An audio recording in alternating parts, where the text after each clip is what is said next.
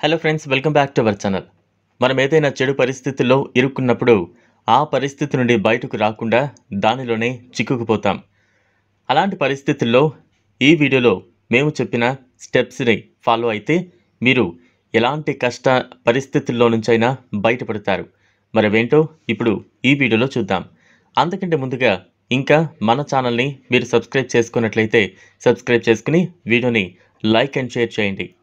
కష్ట సమయాలను ఎలా ఎదుర్కోవాలి, జీవితం కష్టంగా ఉన్నప్పుడు దానిని ఎలా నిర్వహించాలో తెలుసుకోవడం ముఖ్యం.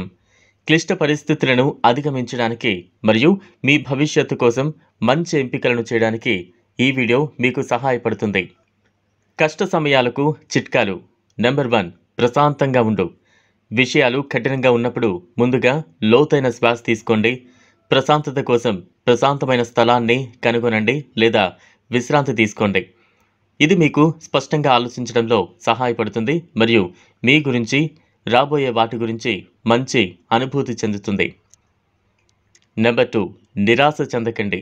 మీ జీవితంలో ఎలాంటి సమస్య వచ్చినా మీరు నిరాశ చెందకూడదు.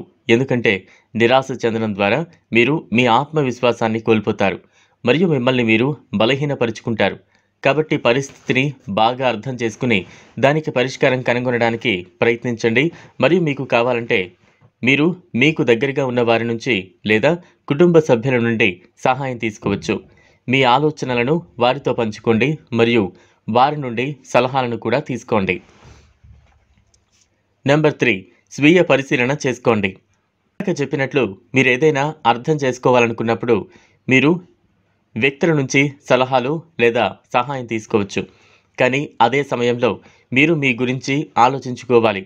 ఈ పరిస్థితుల్లో మీరు మీకు ఎలా సహాయపడగలరో ఆలోచించుకోవాలి మరియు దీనికోసం మీ స్వీయ పరిశీలన చేసుకోండి. అంటే ఆత్మ పరిశీలన చేసుకోండి. ఆత్మ పరిశీలన అంటే మీరు మీ లోపాలు మరియు బలాల గురించి వ్రాయండి. మీ అభిరుచుల గురించి రాయండి. మీకు ఉన్న నైపుణ్యాల గురించి వ్రాయండి. మీ జీవితంలో విజయం గురించి రాయండి. అలాగే వైఫల్యం గురించి, వైఫల్యానికి కారణాలను వ్రాయండి మరియు మరీ ముఖ్యంగా వైఫల్యానికి గల కారణాలను వ్రాయండి. ఇది మిమ్మల్ని మీరు బాగా అర్థం చేసుకోవడానికి సహాయపడుతుంది. మీ జీవితంలో మీరు ఏం చేయగలరో మీకు కొంత ఆలోచన వస్తుంది. దాని ఆధారంగా మీరు మీ భవిష్యత్తు కోసం సరైన నిర్ణయం తీసుకోవచ్చు. నెంబర్ 4, తాజాగా ప్రారంభించండి. ఇంతకుముందు జరిగిన విషయాలను మర్చిపోండి. ఏం జరిగింది అనే దాని గురించి చింతించకుండా కొత్తదనాన్ని ప్రారంభించడంపై దృష్టి పెట్టండి.